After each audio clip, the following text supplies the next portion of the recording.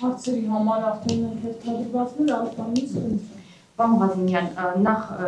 քանի դրամով էր առաջարկվում, որ հոսանքը էժանանա եւ հիմա ՀՑԿ-ի այս որոշման, այս հայտարարության տակ եւս ինչ-որ քաղաքական ենթատեքստ եք տեսնում եւ երկրորդ հարցս էլեկտրաէներգիայի բաշխման գործունեությունը դարձում է բնական մենաշնորհ է համարվում։ Հիմա եթե ՀՑԿ-ն նոյեմբերի 18-ին որոշի, որ պետք է հեծի լիցենզիան դադարեցնի, ինչպես է գործունեություն իրականացնելու այդ կառույցը։ Ինչպես նշեցի խոսքի սկզբում, մոտավորապես իմ հաշվարկներով մինչև 1 դրամ է անում 3.6 միլիարդը, մոտավորապես,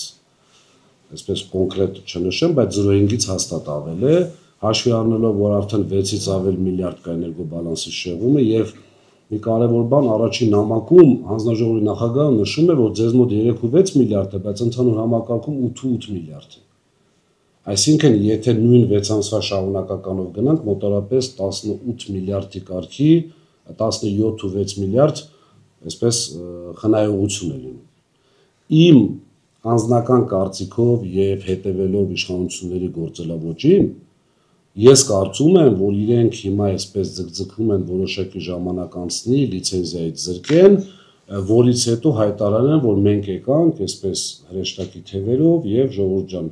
եկող տարվա փետրվարից սակագին իջեցնեն իրենց վերագրելով այդ ամբողջը։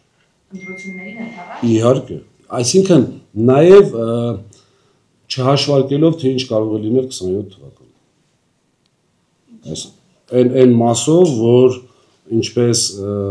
փորձագետներից մեկը նշել էր, գազի գնման $-դրամ խնայողության արդյունքում, երևի տեսել եք դուք,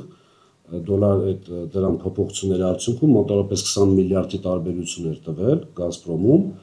վերցրել են 13 միլիարդը այս տարի զսպել էին սակագնի աճը։ Այն դեպքում, որ այդ 20 միլիարդով հնարավոր էր գազի սակագին իջեցնել։ Ինչպես նաև եթե բերում են էներգետիկական համակարգ, կարող են նաև հոսանքի սակագին իջեցնել։ Խոսքս դրա մասին է, այսինքն անդադ գումար են պահում իրենց պետք եղած ժամանակին դա իրենց նպատակներին ծառայեցնելու համար։ Եվ երկրորդ հարցը ներողություն, երկրորդ հարցը լիցենզիան զրկելուց հետո 3 ամսվա ընթացքում պետք է արվի առաջարկ սեփականատիրոջը չհամաձայնելու կամ անգործություն ցուցաբերելու, չպատասխանելու դեպքում արդեն պետք է ըստ ինձ, այդտեղ էներգետիկայի մասին օրենքը շատ իրենց ձևով է գրված, այսինքն ոչ շատ հասկացվող 60 հոդվածի համաձայն այնտեղ գերակաշահի խնդիր պետք է ճանաչվի եւ բնականաբար վճարվի, կրկնում եմ, գերակաշահի օրենքով շուկայական արժեք գումարած 15%։ Այդպես է գերակաշահը ճանաչվում, պետությունը գերակաշահ այդպես է ճանաչում։ Անկախ գնահատող, այո, անկախ գնահատողի կողմից տրված, ուրեմն գնահատական պլյուս 15%։ Սեփականատիրոջը պետք է վճարվի։ Ես առաջին օրվանից դեռևս վարույթը չէր նախաձեռնվել, ես ժողովրդին տեղեկացրել եմ, ինքս իմ խղճի առաջ հանգիստ եմ սեփականատիրոջ կողմից էլ, որ ժողովուրդ ջան, մի քանի $100 միլիոն պետությունը պետք է վարկերը տեղափոխի իր վրա, այսինքն պետական երաշխիք տա, որը արդեն հանդիսանում է պետական պարտք, դառնում է, գումարվում է պետական պարտքին,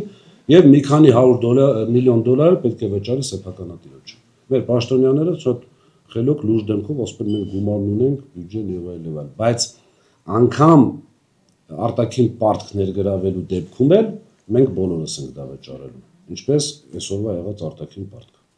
Բայց եթե որպես այդպիսին լիցենզիան կորցնում է, ով է, որ ընկերությունն է այդ հոսանքը բաշխելու, եթե մենաշնորհ կա։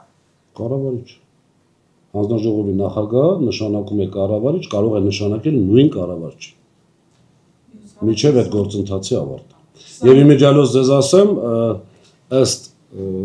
այսպես շատ հավաստի հասած ինֆորմացիաների, այն սկզբնական գալու ժամանակ համապատասխան սուբյեկտն ասում էր ես 3 ամսից գնալու եմ, ներքին խոսակցություններ եմ ասում, հիմա ըստ երևույթին հարմարվել է հանուն Հայաստանի Հանրապետության իր նախկին ստացած աշխատավարձից 6-7 անգամ ավել ստանալուն ու ըստ ինձ նաև ինքն էլ նշանակվելու է։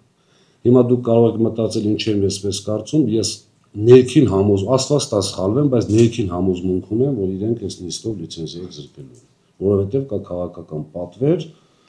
եւ համոզված ներքին նորից համոզմունք ունեմ, որ այդ որոշումը անգամ հանձնաժողովի անդամները չեն գրելու։ իրենց գրված տրվելու է, իրենք էլ խելոք դա անելու են, բայց դա իրենց չի փրկում այնքանով, որ իրենց ձեռքով է դա արվում։ Այսինքն վաղը մյուսօր այդ osույթը չլինի, գիտեք, դե մենք ինչ անենք, դե ընտանիք ենք պահում, դե ստիպեցին եւ այլն։